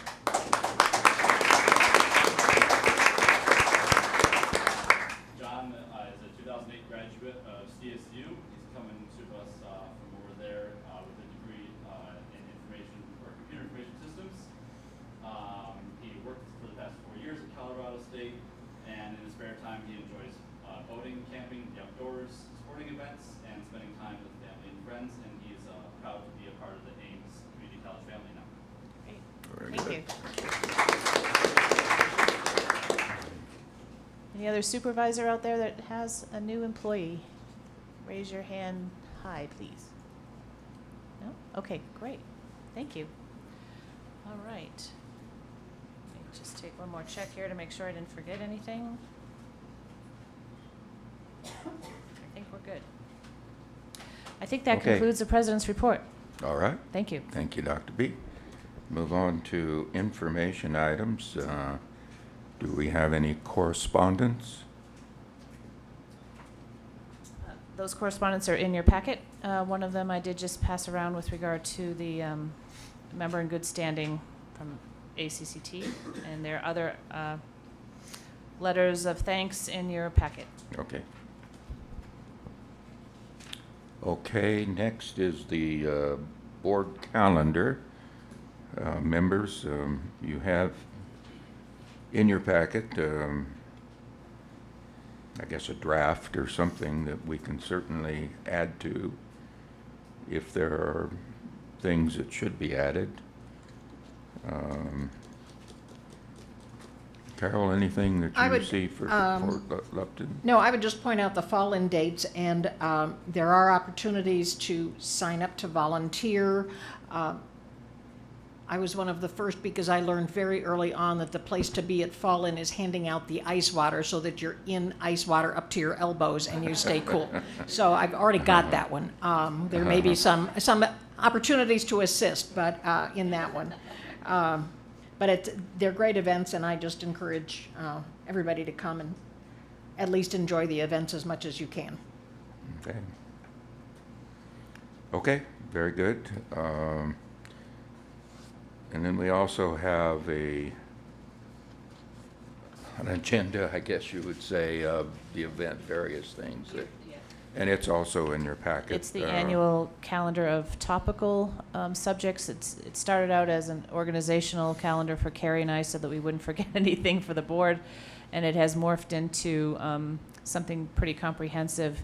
We just reorganized it so that it actually follows the academic months. So it starts with August and then ends with July. So that's really one of the only changes, but we wanted to make sure you had an updated version of that. Any comments or suggestions on that? Okay, Carol, how about the ACCT Leadership Conference presentation? Well, a couple of months ago, actually, it may have been our last official meeting, you gave me the responsibility of submitting to ACCT a proposal for a workshop that we could put on, and working with Dr. B, and thanks to her for the topic suggestion we submitted. It's all about the base. Now, the people at the conference may not get it because it is not a particularly young crowd, but nonetheless, somebody there recognized the title, and we have been accepted to present that. Super. And our description is that participants will learn from fellow trustees and their president CEO a successful process for establishing the base for a new strategic plan, setting the college purpose, mission, and vision, where to start with the process for a new strategic plan, blah, blah, and how we did it, how we went through that process of establishing those things. So the task now is to put together the actual presentation. Right. So if anyone would like to volunteer to assist with that, and I like to do things with PowerPoint so that you have some references from which to talk, and we'll script it pretty well. But if anyone is interested in helping with that, please just speak up and let me know. And our time is Friday morning at 9 o'clock. Oh. So we actually have a really good presentation time this time. The last time we presented, it was like the last day at 4:30 or something, and it's just, you're competing with beverages, and it's just not a good time to. Now we're competing with coffee, so and they always have coffee out and available for people, so it's a much better opportunity, better window. So well, Carol, I'll help you. That's a given. You have to. Yeah, right. Nice for you to Yes. volunteer. Carrie will have to, because she has to do the technology part for us and get it there. We'll visit. Well, okay. I Thank think you, you can call on any of us probably to offer some help or support or something. So. And you will all have assigned portions to present to. Okay. Even you, Jean. You're not off the hook on this. Thank you. And we've got until when does the conference is October 25? Something like that. Yes, we have to submit a little before that, but we have some time here to work on it. Okay. All right. Very good, Carol. Thank you. Appreciate you taking the leadership on that and getting it done. Action items. 9A is Board of Trustees priorities and CEO Dr. B's goals. And you have them in your packet. I assume you had a time to at least look at them, and I assume study them to some degree. Would there be a motion to approve those as presented? I would so move. I'll second. Thank you, Lyle. Thank you, Carol. Any discussion? For those of you that are wondering, we've gone through these, I don't know how many times, so they're not new to us, to the board. So, okay, all in favor indicate by saying aye. Aye. Aye. Aye. Opposed, no. That motion carries. Now, maybe we ought to just postpone this one, do you suppose? I don't. I think we'd have a very unhappy person if we, which might put us at risk. Oh, okay. It might put Russ at risk. How ready are you? Approval of the president's contract. And here again, to sort of keep you up to date, this is something that we have discussed as a board on several occasions, and part of it, of course, is the evaluation of the president that is to be done annually now via a new policy of the board. It was biannually or every other year. But I think I can safely say that the board very much approves of what Dr. B is doing and her leadership, her innovation, her future plans, just doing a super job. So therefore, it was informally decided that the board would extend her contract to 5 years. So that is the motion that we would have, is that we extend it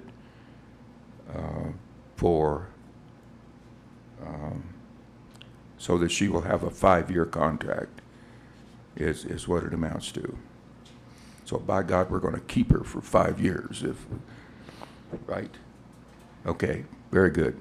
So, board, is there a motion to approve the extension of Dr. B's contract?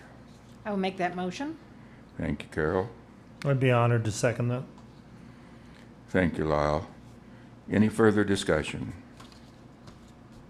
I think it's probably obvious with the extension that it was a very positive evaluation, and we're pleased with the direction the college is going.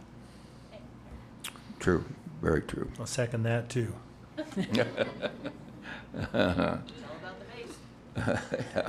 No trouble. Okay, all in favor indicate by saying aye. Aye. Aye. Opposed, no. No, you're not a That just voting invalidated the member. whole vote. I'm sorry, it's all over. Okay, I think that motion passes unanimously. Facilities plan. Chuck Jensen.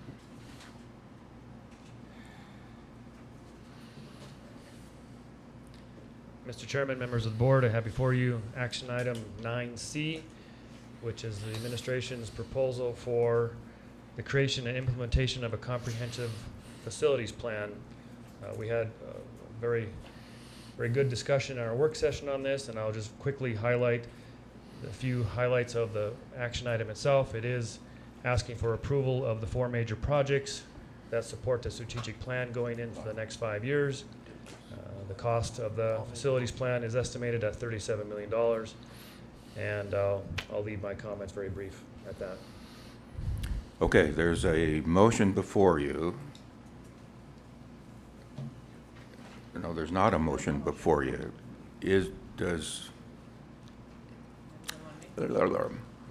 Will somebody move to approve the facilities plan?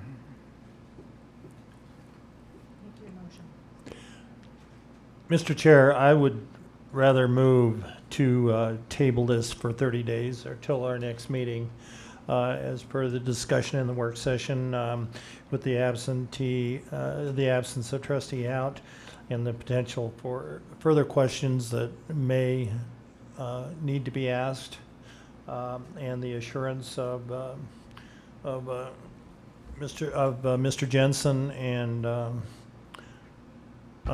Michael, that this is not an emergency to get this passed, and that waiting another month won't have any negative effects. So therefore would move that we table this for 30 days. Okay, thank you. Lyle, is there a second to that motion? I second that motion. Thank you, Gene. Any further discussion? I think Lyle has pretty well outlined. We've had an in-depth discussion, and not to say there's anything wrong with the plan at all. In fact, I think everybody feels that it's a good plan, it's well put together, but there's just some questions that we'd still like to have answered. And I'd emphasize what Lyle said, we're missing one member, and so we'd like for him to be here for the vote. So, okay? All in favor, say aye. Aye. Aye. Opposed, no. That motion is carried. Thank you. Thank you, sir. Let's see, where are we? Oh. Change, I'm sorry. Yeah. Action item 9C is to change the starting time of the board meeting. Am I right? It's 9D. Oh, it's D, I'm sorry. Okay, 9D. And this is my idea, I guess, to, rather than starting at 2:30, to up it to 1:30. And frankly, what I hoped we could do was get out of here before 6 o'clock or 7 o'clock, or which has been some of the times that the board's actually gotten out of here. But and I also asked if there was any objections, if anybody had an opinion as to if that would cause any problem or anything. And everybody, I guess, seemed to be fairly happy with it. So I can't make a motion as chair, but maybe somebody else could. I make a motion that we change the starting time for our meetings to begin at 1:30. Okay, thank you, Gene. Is there a second? I'll second. Thank you, Carol. Is there any discussion? All in favor indicate by saying aye. Aye. Aye. Opposed, no. That motion is carried. Okay, 9E. In fact, line E, F, and G, H, I, while you're up there. So, don't sit down after the first one, okay? Okay. It is my great pleasure to recommend emeritus status for Dr. Mike Kelsey. If Dr. Kelsey would come up, please, and Dean Reichel. As you're aware, employees who retire can be considered when they leave the employ of the college for emeritus status, provided they've completed 15 years of service to the college. They can demonstrate that their job performance was uncommonly good and that they made significant contributions to the college. They also have to show exemplary evidence of exemplary service above and beyond what was expected of them in performance of their assigned duties. And there's a whole list of what that could look like. So at this time, I'd like to ask Dean Reichel, who was Dr. Kelsey's supervisor, to just give you a little bit of background. Thank you, Dr. Kish, members of the board, Dr. Bornstein. Very honored to have this opportunity to say a few words about each of our recent retirees from the Arts and Sciences Division, and Dr. Michael Kelsey in particular. I'd like to share with you a brief list of highlights of many. Dr. Kelsey has been a professor of geography at Ames since 1993. In that time, students have been treated to classes with a knowledgeable professional whose passion for geography is immediately evident. In 1996, he received the William F. Hartman Bell of Distinction Award for excellence in teaching. Also in 1996, Dr. Kelsey started the Ames chapter of the Sam Walton Students in Free Enterprise Student Club. That club was recognized by the parent organization as the Rookie of the Year club, and the Associated Students of Ames selected that group as their Club of the Year as well. In addition to be a committed, student-focused faculty member, Dr. Kelsey has consistently provided leadership and service to the college.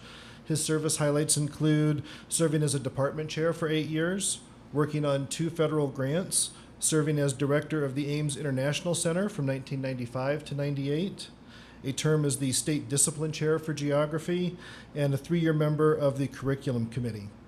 For his years of service to Ames Community College and its students, I believe Dr. Mike Kelsey is a worthy nominee for emeritus faculty consideration. Very good.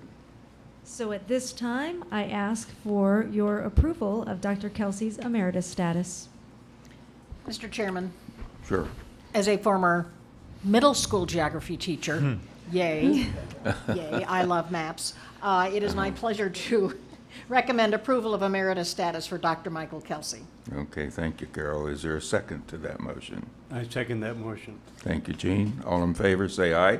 Aye. Opposed, no. That motion carries. Very good.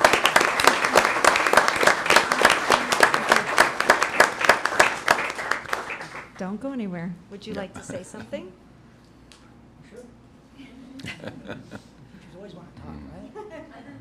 I just like to say very much thank you. It's been a great ride. And time does fly, especially when you're having fun, that's for sure. Yeah, right. And it's been very much a pleasure and an honor. So thank you again. Thank you. Thank you, Dr. Kelsey. Okay. At this time, I would also like to recommend emeritus status for Leba Sarkis, who is actually in Lebanon today, and so he couldn't be with us. But as his former dean, I can also tell you Leba is outstanding and one of the best faculty members we've had and has touched students for over 30 years in the sciences. And so I'm going to ask Dean Reichel to tell us a little bit about Leba. Thank you. Dr. Sarkis joined Ames as an adjunct faculty member in 1984, and he became a full-time faculty member in 1991. He taught a variety of biology courses, and he developed and introduced the curriculum for the basic anatomy and physiology course. He maintained course curriculum and mentored countless adjunct faculty to ensure that Ames students always had a positive experience in any of their biology classes. Here are just a few highlights from his 27 years of full-time service. He was recognized as Faculty of the Year in 2011 by the Colorado State Board for Community Colleges and Occupational Education. In 2010, he was awarded an Excellence in Teaching Award as chosen by Ames students. In 2007, he was the Distinguished Faculty Member of the Year and the Ames Community College Faculty of the Year, being recognized by 2 different groups. He served on the Diversity Committee. He worked on the Liaison Committee for Ames and UNC to synchronize pre-nursing program requirements. He authored and published multiple editions of the Bio 105 lab book used at Ames for many years, and he contributed to or reviewed 12 editions of textbooks in the fields of college biology, anatomy and physiology, and microbiology for publishers like McGraw-Hill, Wiley, and Pearson. He was also the sole author and developer of the Bio 111 lab book published by McGraw-Hill. Since Dr. Sarkis is not here today, he did have a couple of words that he would like me to share on his behalf, and so I'm honored to read those to you. He said, I was drawn to Ames Community College because I felt that professors had the opportunity to really focus on the teaching experience. It's always been my hope that I can provide my students with the tools for success and to make the sciences enjoyable for those who plan to major in them or just taking a course. My goal was to ensure the success of my students and to make sure that each and every one of them felt like they had a personalized educational experience and to empower them to know that if they work hard and put in that effort, then they can and will succeed. Thank you very much for your consideration of Dr. Sarkis. You know, it's none of my business, but what's he doing in Lebanon? I believe he has family there. He's from okay. Lebanon, and I assume also taking advantage of the opportunity to travel at a start of a fall semester. Yeah. He travels to Lebanon almost every summer and is always kind enough to bring us lots of treats back. And but yeah. So at this time, I ask for your support for Dr. Sarkis for emeritus status, please. Okay, is there a motion to approve emeritus status for Dr. Sarkis? Yes. Yes, I'd be honored to make a motion to approve emeritus status for Dr. Leba Sarkis. Thank you, Lyle. Is there a second? I second that motion. Thank you, Gene. Any discussion? All in favor say aye. Aye. Aye. Opposed, no. That motion is carried. Thank you.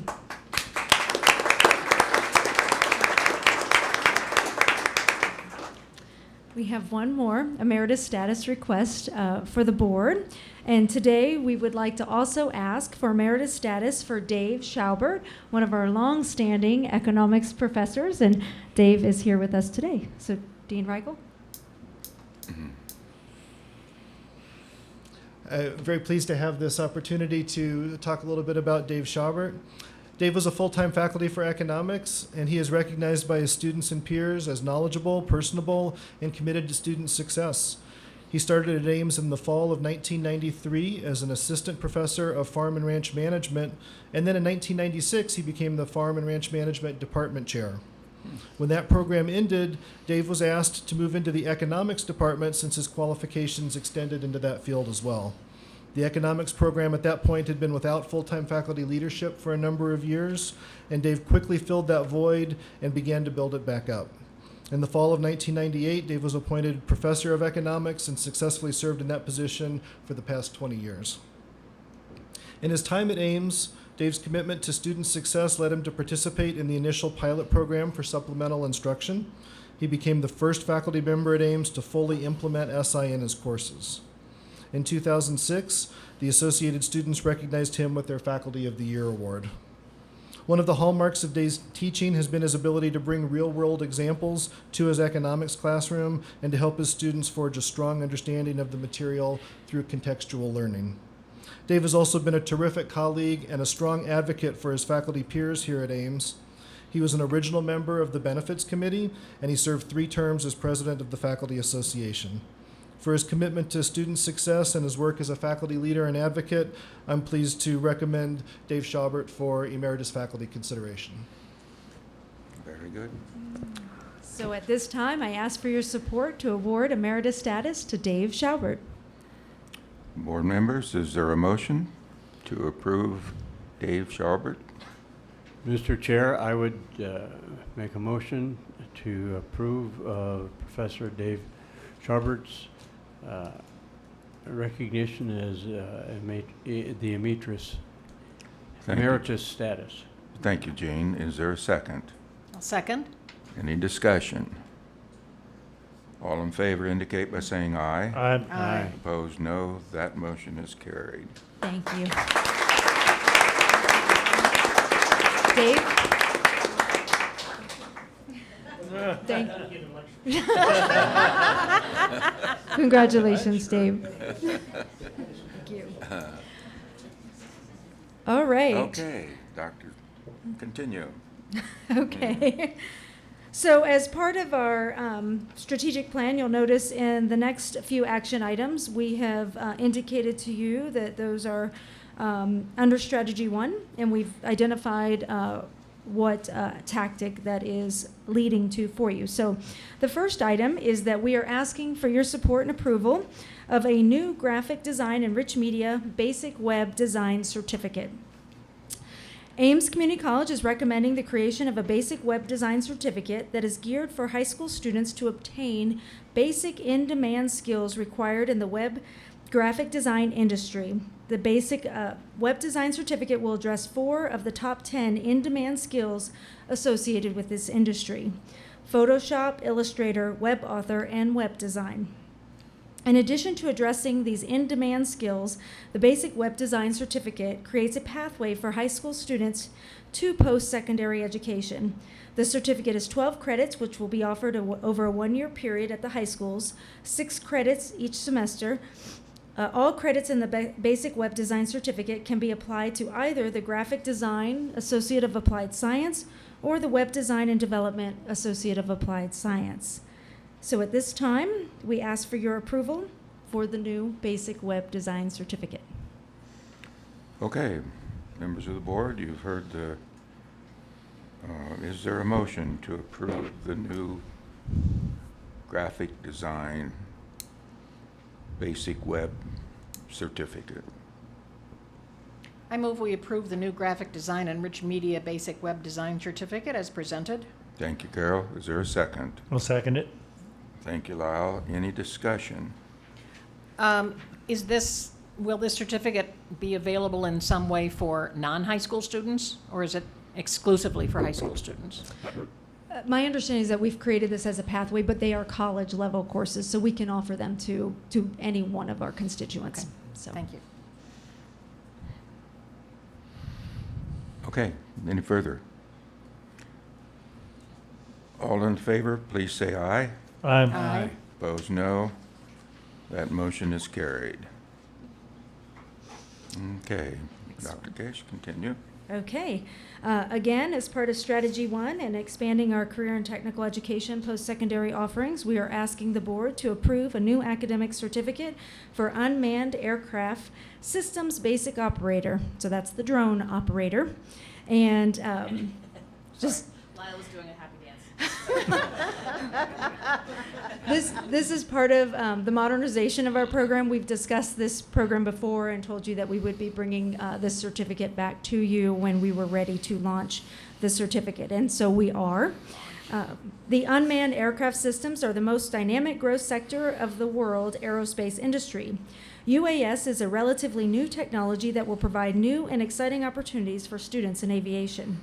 To launch, Ames Aviation will offer an academic certificate and develop continuing education opportunities to provide students both inside and outside of aviation the opportunity to become remote unmanned aircraft systems operators.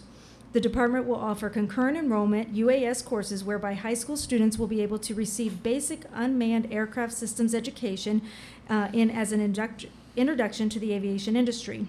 Their certificate program will allow Ames Aviation students the opportunity to expand their job opportunities through UAS education and the Federal Aviation Administration licensing. Lastly, this program will provide the avenue for professionals in the community to become certified to operate UAS systems in their current occupations. This area of study has the potential to interface with other areas of the college, including communication and media, law enforcement, construction management, fire science, and agriculture, as you saw the aerial photos earlier today, likely taken by a drone. So with that, I would ask for your support for the UAS certificate. Okay, members, is there a motion to approve the new academic certificate? Absolutely. I would so move, thank you. God, what a surprise. Thank you, Lyle. I'll second. Okay. Any discussion? I would just like to ask, with the one we just approved, you listed the hours that the certificate would qualify for. Is this the case with this? Can this be applied It's a 10 to an credit. AAS? It's a 10 credit certificate. Oh, okay, that's what I was wondering. Director Heimler, does it apply to the degree as well? No, so right now we don't have a UAS degree. So the courses that, Right. that for this are private pilot ground. It's a 4-credit course. Intro to air traffic control, which is a 3-credit. They get airspace requirements, speed requirements, weather, all of that in the classes. Plus they get specific drone operation in the U.S. operator course. So 3 courses, 10 credits total. Yeah, okay. It sounds great, and I think it's wonderful that you talk about how it can be used in other areas other than just aviation itself. And I'd like to have a drone myself, so maybe I'll take the class and figure out how to fly one. It'd be great for looking for cows, I think. Actually, that would be Really fantastic, would. yeah. And if you approve this, we will have a class for you. Okay, all right, okay. That sounds like a good idea. Okay, I'm happy. Is there any further discussion? All in favor indicate by saying aye. Aye. Aye. Opposed, no. That motion is carried. Thank you. Okay. So, One more. next one. The next item, again, is also related to our strategic plan. One of the things that we are trying to do is also remove redundancies or programs that have lived their life cycle and are ready to move out of the way a little bit for programs that need to be brought and be more relevant. And so at this time, we're asking to sunset the instrument rating Airplane 2 academic certificate. The instrument rating Academic 2 academic certificate is comprised of Aviation 111, which is the instrument ground school, and Aviation 112, which is instrument flight, but excludes Aviation 113, which is the instrument flight trainer. Ames no longer allows pilots to gain their instrument rating without successfully completing the instrument flight trainer course, which is AVT 113. This course is an essential course for the student's instrument development and overall pilot proficiency. The new flight instrument trainers are utilized in Aviation 113 and allow for the most realistic and relevant instrument training that matches the systems in the aircraft. Sunsetting this certificate that excludes this important course, Aviation 113, provides our students with a clear and succinct path to earning their instrument rating. Additionally, there is an appropriate academic certificate that includes all 3 instrument-based courses. Therefore, we recommend sunsetting the instrument rating Airplane 2 academic certificate and ask for your approval. Hey, members, you've heard the suggestion. Is there a motion to sunset the instrument rating Airplane 2 academic certificate? Mr. Chair, I so move. Thank you, Jane. Is there a second? Second? Thank you, Carol. Any discussion? Hearing none, all in favor say aye. Aye. Aye. All opposed, no. That motion is carried, so We thank you for your support. thank you. Okay. You ready? Now we're down to board comments and I guess assessment of the board meeting and plans and so on. I think we could sort of combine those two together if you choose to. So anybody want to start? Carol? Sure. Sure, since I'm at the Don't end, I'll everybody start. be bashful here. No. Several things that we heard today. The support that the college provides for faculty development and the conferences people get to go to is just amazing, and I am delighted that we are in a financial and philosophical position to do that. I think it's really important for folks. As I listened to the emeritus presentations, I was reminded that there was a reception last spring for retirees that I crashed, and it was really fascinating to hear what faculty had to say about each other and the recognition that these, among other retirees, had then. It was really, really nice event. Since our last meeting, I attended the dedication for the memorial bench for Michaela Grote outside the ATTC building. Of course, the wonderful car show. I was there for the flyover this year for the first time. That was nice. And I don't know, you weren't flying it, were you, Eric? Okay. At some point, we'll have to sort of figure out how to really dive bomb the Windsor campus. That would be cool. That would be cool.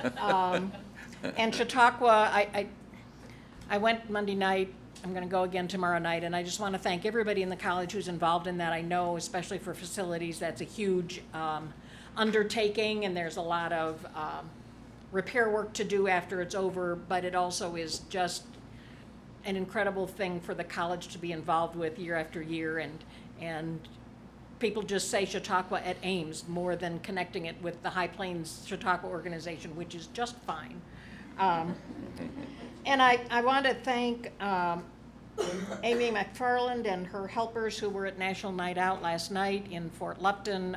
We do a citywide event which got wind, rain, and hailed out. They did not have a canopy, so I'm assuming that there were no drownings, but I know how soaked I was, and I was under a canopy. It was just an amazing storm, but you know, our folks are always there, and that's cool. And besides, I got my little squeezy cow, which I hadn't gotten yet. Yeah, well, they have buffaloes and horses. No, I got a horse last night. They just have all sorts of wonderful, wonderful swag that is really great for that program. And as all of our programs do, which leads me to Laura, and I just want to say you really have transformed the marketing at this college, and thank you. Good. Gene, comments? Well, as new trustee, I continue to be impressed as I climb the learning curve here with the people and the programs that Ames offers, and I'm proud to be a part of it, and I think you should all be proud of what has been developed over the years and decades at this college. So, and also, Laura, I would like to wish you the best in your new role. Well, again, it's a great honor to be part of this board and to be part of providing the tools that you all need to do your jobs. It's great to be on a board and to be part of a college that has the resources that we have to allow those things, and certainly continue to support that. It's great to be back at a meeting and help celebrate some of the accomplishments of our staff and our students, and to hear about and see what all they're doing and how well they're doing it. I love telling some of the stories about what we hear out in the community, such as the one I told you about, the little 13-year-old who's now in school. My gosh, what a deal to have a young lady like that want to continue her education at Ames, and just can't wait for her next class. It speaks so much to the depth of our community, of the students that we reach, and I think it's a great honor. Specifically our aviation program, since I just recently went on a flight. God, what an awesome experience, and thank you, Eric. That was great. If any of the rest of you ever get a chance, you should really take it. The equipment that we're able to provide our aviation program is just phenomenal, and the equipment that they're equipped with, it's the best that there is to offer, and I'm so glad that we're able to provide that to our aviation students. So again, nice to see you all again, and thank you for all you do. You know, I would just agree with everything that's been said, and Gene says as a new member of the board, or I've forgotten now what terminology you use, but as an old member, I am just impressed every day as to what you all are doing, and the service that you give to the students is just mind-boggling. It's just wonderful, and like Lau said, I'm sure proud to be a part of it. I would second his comment about Eric and the airplane ride. I have a 14-year-old grandson that spends part of the summer with us, and he was on the ride too. And I think that was the highlight of his stay, Eric. He really enjoyed it. He didn't want to fly the thing. I don't understand that. Anyway, again, I hope you've all had a good summer, and good luck. Work hard. I know you will. And have a good year. And we'll see you in September. Any further comments? Anybody want to say about the meeting? Go ahead, Lyle, if you have something. I just want to say one more thing. Best of luck, Laura, and thanks for everything. Right. Yep, yes, I agree with that. And actually, there is a law that says you can't leave. And I'd say good luck, too. Is there a motion to adjourn? So moved. Second. All in favor, say aye. Aye. Aye. That means we're done.